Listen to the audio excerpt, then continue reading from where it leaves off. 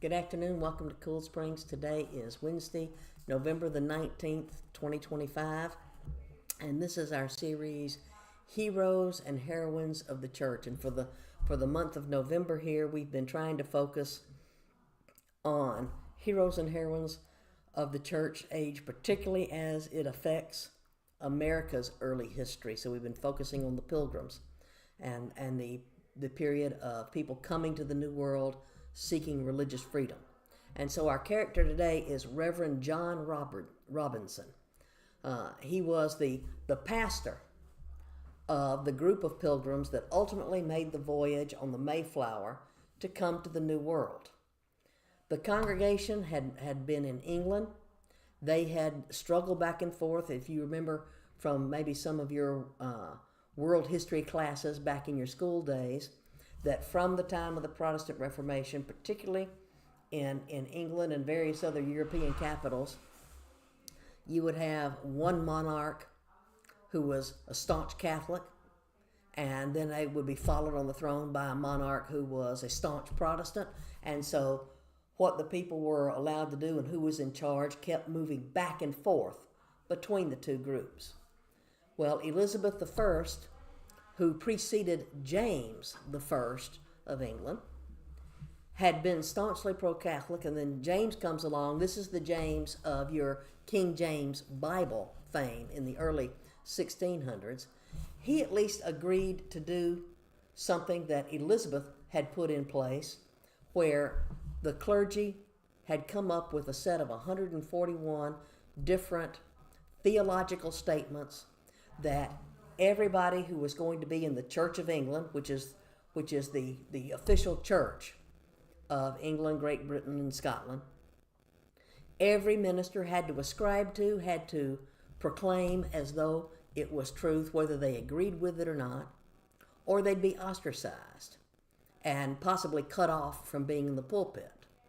Well, James Robinson had been exposed to some of the separatists, and he couldn't ascribe to some of those 141 points that the official Anglican Church of England subscribed to. And so he was preaching, sometimes in private homes and moving around because he was under threat of being arrested. And he had a congregation of people who had decided, we need to leave England and go across to the mainland of Europe, to the Netherlands, where it's more tolerant and where we can worship God according to the dictates of our conscience. And they did so, but the trip itself was fraught with danger. For one thing, because King James had put out this order telling people that they have to agree to believe these things, whether their conscience tells them that it's right or not, and they would face arrest. The group had secretly paid the captain of a ship to let them sneak out at night with their worldly possessions, board the ship, and he was going to take them across the English Channel to the Netherlands, where they could then live as free people and be able to practice their religion. But the captain sold them out. They were met by some of the king's troops. Their property was rifled through. Their wealth was confiscated. They were thrown in prison for a time and ultimately gradually released, with Reverend Robinson and a couple of other of the leading men in the congregation being the last ones to be let out. And they finally made their way to the Netherlands and then ultimately to the New World. The thing about it is, John Robinson was the pastor of the Scrooby Church in the Netherlands, and his congregation was trying to mass migrate to the New World. But one of the ships that they had contracted with turned out not to be seaworthy after all. So they crowded as many as they could onto the Mayflower, and the first group went ahead, and some of them had to wait behind for a later opportunity. When the first group of pilgrims sailed, Reverend Robinson, the pastor of the congregation, was not among them. He and his wife and kids were some of the ones who stayed behind with the other part of the congregation. And ultimately, 5 years later, he passed away. Robinson never made it to the New World. One of his sons, by the year 1631, actually was able to come over. But when we think about the Pilgrims, we don't necessarily think firsthand about the fact that the pastor who was feeding their souls, who was the leader of their congregation, wasn't among the first group. He had intended to come later, but circumstances in between raising the funds, finding a ship that would be willing to take on that many passengers, facing the possibility that the new country that they had gone to, the Netherlands, was now facing war with Spain, and if the Spanish won, then it might be a case of they might have to flee and go somewhere else. He never actually made it to the New World. But as they gathered the whole congregation there at the wharf in the Netherlands before they set sail on the Mayflower and the Goodspeed, the ship that didn't make it all the way, he gave a final farewell sermon to them. They all prayed together because they knew this is one of those watershed moments. We're leaving, we're going to a new world. It's going to be a hard journey. We don't know how many of us will survive the journey, what challenges we may face in the new world.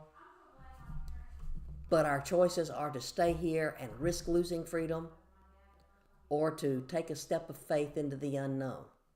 And so as Robinson is preparing the first wave of people to go out, and he's intending to join the group at a later time, but like I said, he never got the chance to do that. He chose a passage out of the book of Ezra to deliver as the sermon and the blessing on the group that was about to leave.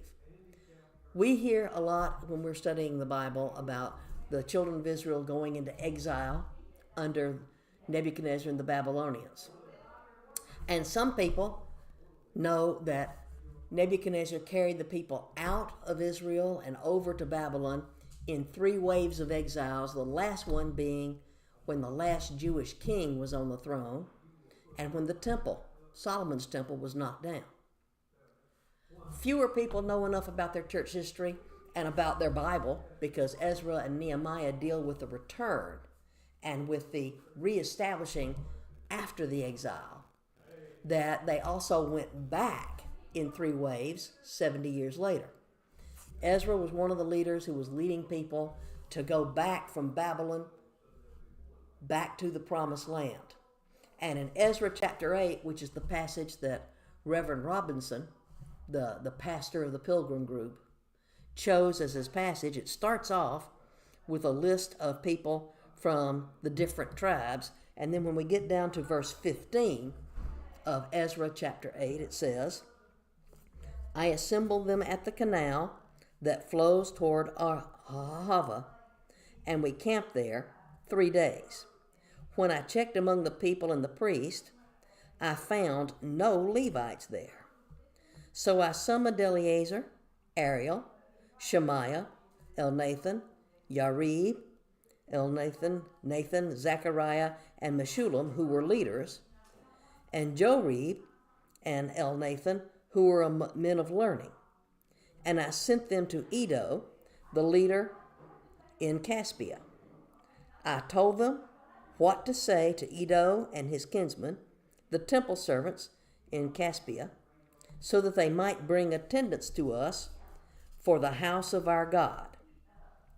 Because the gracious hand of our God was upon us, they brought us Sherebiah, a capable man, from the descendants of Mali, son of Levi, son of Israel, and Sherebiah, sons and brothers, 18 men, and Hashabiah together with Jehashua, from the descendants of Mary, and his brothers and nephews, 20 men. They also brought 220 of the temple servants, a body that David and the officials had established to assist the Levites. All were registered by name. There, by the Ahava Canal, I proclaimed a fast, so that we might humble ourselves before our God and ask him for a safe journey for us and our children with all of our possessions. I was ashamed to ask the king for soldiers and horsemen to protect us from the enemies on the road, because we had told the king, the gracious hand of our God is on everyone who looks to him, but his great anger is against those who forsake him. So we fasted and petitioned our God about this, and he answered our prayer. We can see why Reverend Robinson might have chosen part of this passage to say to that group of people on the wharf. The whole church was gathered there. Some of them were going to walk up the gangplank and board a ship and sail off the horizon to go to a land that none of them had ever seen before. They knew intellectually it existed, but they'd never been there. They didn't know how safe the journey would be over the horizon, way out into the Atlantic. They didn't know yet about things that we now know. The fact that there are certain times of the year when it's hurricane season, and they had chosen to depart in September, height of hurricane season. But you see, they didn't know that it was the height of hurricane season. And not all of them were going to go. In essence, his church was being split in two. Half of them are going to get on this boat and sail off into the unknown. And the others are going to stay behind for now, with the hope that within the next few years, they too will be able to cross over and join back up. Well, some of them made it. Many of them, including that pastor, did not go. What do you do if you're the leader of the congregation? Do you go with the ones who are venturing out into the unknown and leave behind the congregation that still needs support? Or do you stay with them and send others ahead? He made the decision to stay behind for them. He didn't know it was going to be a permanent decision, that he personally would never be able to make it to the New World.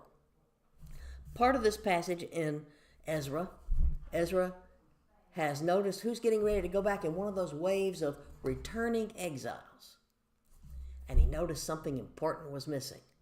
Hey, we don't have enough people among us to help support the few priests that we're carrying with us to do the work of God. That's why a large portion of this passage, with some of those hard to pronounce names and places, is in the Bible. Ezra was pointing out, hey, we need to find more people who are capable people who can go back with us in the early waves and get things set up and support the work of God, so that when others come, we're well established in God's work, that we put the things of God first. Robinson and these pilgrims risked arrest. They were in prison for a while. They fled first from their country, England, to the Netherlands. And after a time, they realized, wait a minute, we've been in the Netherlands for a while, and our kids are becoming more and more Dutch and less English. In other words, they realized their culture was changing among the kids. We need to move again. That's what caused them to look toward the New World. Their intention was eventually for everybody to come over to the New World. Not everybody made it. Years later, some were able to follow, but in between disease and marriages and changing political situations, sometimes people's intentions and dreams didn't get to come true. And that's what's important for us to get out of this particular Heroes and Heroines of the Church, because the pastor wasn't going with them in the first wave. Other people had to step up as lay leaders and keep the group together, not only politically, to get along with each other, to come up with rules to govern themselves, but they had to stay together religiously as well. Here in our church, because we're a Baptist church, we don't have any bishops or denominational leaders who come in and say, okay, we need to appoint so and so to be pastor and leader of this congregation. When we have a pastoral vacancy, we form a committee, and the committee is trusted by the church to go out and find some candidates and screen them and figure out who we honestly believe is going to be the right fit for our congregation to lead us into the future. The original Pilgrims wound up with a congregational type of government, very, very similar to what we have, where the group themselves governed based on their understanding of Scripture. Since their pastor was left behind in that first wave, they went ahead and other people stepped up, and they thought it was going to be a temporary assignment. But as it turns out, Reverend Robinson was never, ever able to come over. In fact, he died just 5 years later, having never left the shores of the Netherlands to come to the New World. When they got word that he had died in England, now they had to come up with a way of, okay, he's never going to come and be with us. We're still going to have to figure out how to worship God. Sometimes the plans that we make in life don't turn out the way we had dreamed or hoped that they would. Sometimes it's a short-term delay. Sometimes it's a detour. And sometimes God's answer to what we think is right is just plain, no, that's not my will for you. The good news is that other people stepped up, and that Robinson continued to lead where he was, wanting to go to another place, but blooming where he was planted and continuing to lead people to say that it's important for you to know what you believe about God and to stand up for your convictions, even if you're facing difficulty, even if the government tries to pressure you, persecute you, call you a criminal because you are standing firm on what you believe. Our founding fathers and mothers, the people who came early into this new world and established a society, were men and women of faith. Sure enough, they endured hardships. A lot of the people who were on that overcrowded Mayflower either didn't make it all the way across, got sick and died on the way over, or they died in that first cold winter. But instead of turning back, they stayed put. They bloomed where they're planted. And so there's a life lesson, even though we're not doing a life lessons series today, there's a life lesson in our Heroes and Heroines of the Church. Wherever it is in life that God places you, do that task, fill that role, step up and lead when you need to, or be a good follower when somebody else is in charge. Hold your brothers and sisters accountable for living godly lives. Hold yourself accountable. And look for ways to help the body of Christ grow and bloom wherever it is that you're planted. Yes, it's good to make plans for the future, but we have to have a balance between looking toward what we think the future should be and being sure that we take care of business in the here and now. So John Robinson, a leader who encouraged people to go, who intended to go with them, discovered that no, he was called to stay and others were called to go. And he was willing to bloom where he was planted. Thanks for watching.